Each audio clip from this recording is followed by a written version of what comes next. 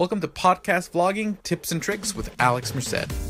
On this podcast, we're going to talk about podcast hosting, podcast recording, promoting, and monetization. We'll also interview podcast hosts about what works and what doesn't work in the podcasting world. If you enjoy the show, please consider becoming a patron at patreon.com/Alex Merced. Also, if you need hosting for your podcast or your website, head over to libertydeal.info to find out about great deals along with special benefits for taking advantage of those deals. Thank you very much.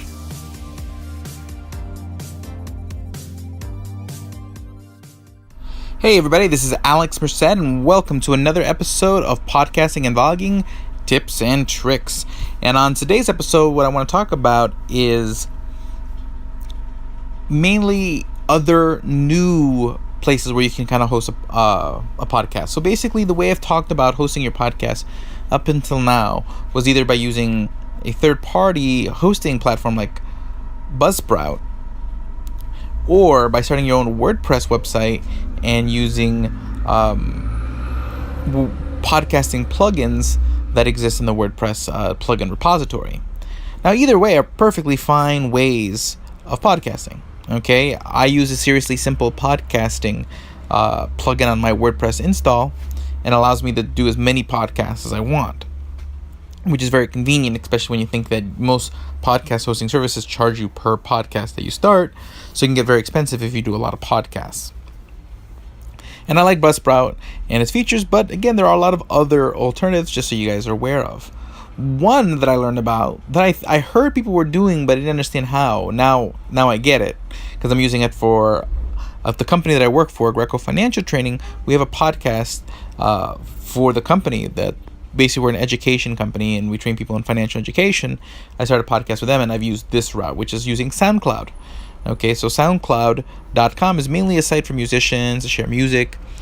And for free, you get 3 hours worth of content. So you can put up 3 hours with whatever content you want, and you're good. So you can actually use it for podcasting. So you get an RSS feed and all that stuff. But again, for free, you only up to, once you recorded 3 hours worth of podcasts and posted them up there, then you can't upload anymore. So then you have to pay. Well, it's not much, and then you can upload as much as you want and all that stuff. So that's one alternative you can use for podcasting. And there's a couple other ones. I mean, other ones that people have used as far as third-party hosting platforms are things like Podbean. I know some people use. Libsyn is sort of the epitome of popular podcasting hosts. There's Cast.fm, which is a new one for like live streaming. Mixler.com is one that I've used on occasion to do audio live streaming, although I'm pretty sure you get an RSS feed that you could feed into a podcast if you wanted to.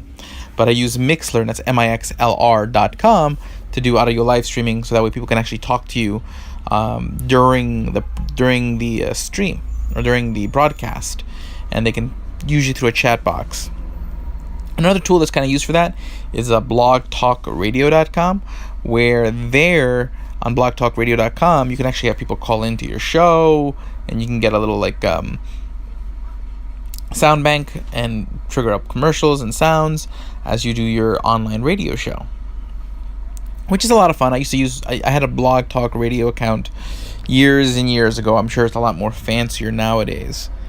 And there's also platforms for like really small sort of micro audio, things like Anchor, Audio Boo, which I think recently changed its name. So let me see if I have what it's called now. Audio Boom is what it's called now. Okay, and then on that note, these are other platforms you can use straight from your smartphone. There's things like Zcast, Castmate I already mentioned, which I think is at cast.fm. Bumpers is another app that allows you to do podcasting straight from your phone. Spreaker is another service that hosts podcasts and allows you to host your podcast through them.